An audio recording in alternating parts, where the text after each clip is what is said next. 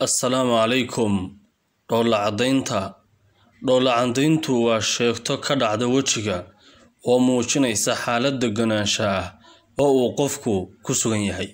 Inkasta oo dhoolla caddayntu ay leedahay macnayaal fara badan oo ay ka mid yihiin quudhsiga, la yaabka, farxadda, waxa aynuse muuqaalkeennan kaga hadlaynaa dhoolla caddaynta loola jeedo farxadda.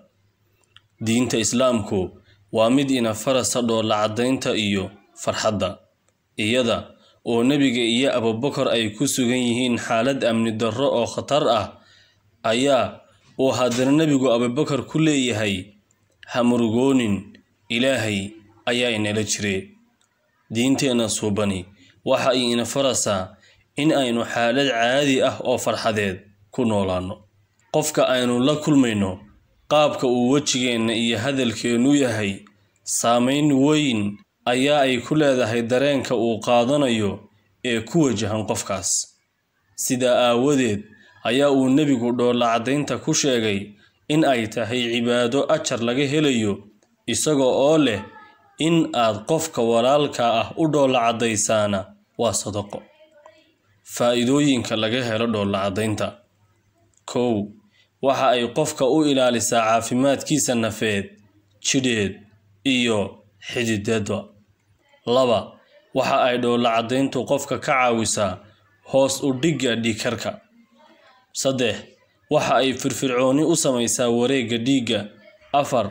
Waxa ay sare u qaadaa difaaca jidhka. Waxa ay sidoo kale yaraysaa cidhiidhiga iyo diiqada. 5.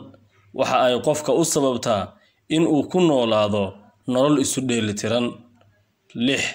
Qofka dhoolla caddeeya waa mid ay wejigiisa dabooshay qurux iyo qaab wanaagsani. 7. Dhoolla caddayntu waxa ay caafimaad ka tahay xanuuno badan oo jira xilligeennan. 8. Waxa ay dhoolla caddayntu dawo ka tahay murugada iyo niyad jabka. Hadallo qurux badan oo laga yidhi dhoolla caddaynta: 1. Dhoolla caddayntu waa kelmad wanaagsan oo xarfo la'aan ah. 2. Ahaw mid faraxsan, nolosha badhaadhaheeduna waxa uu ka bilaabmaa dhoolla caddaynta. 3. Badanaa inta ay dhoolla caddaynta aad u dhoolla caddayso qofka wax ku weydiisanaya ama adkaynta gacantiisu inta ay uga wanaagsan tahay xoolo aad gacanta u geliso. Waayo xooluhu jidhkay dhisaan, dhoolla caddaynta iyo xoolaha oo wada socdaana waxa ay dhisaan oo nooleeyaan jidhka iyo naftaba, sida uu yidhi caalimkii weynaa ee Muslimka ahaa ee Cali At-Tantaawi. Inta aynu ku kulmi doono muuqaal kale oo xiiso badan, waa Sakariya Haaruni oo idinkaga tegaya. Assalaamu calaykum waraxmatullaahi wabarakaatuh.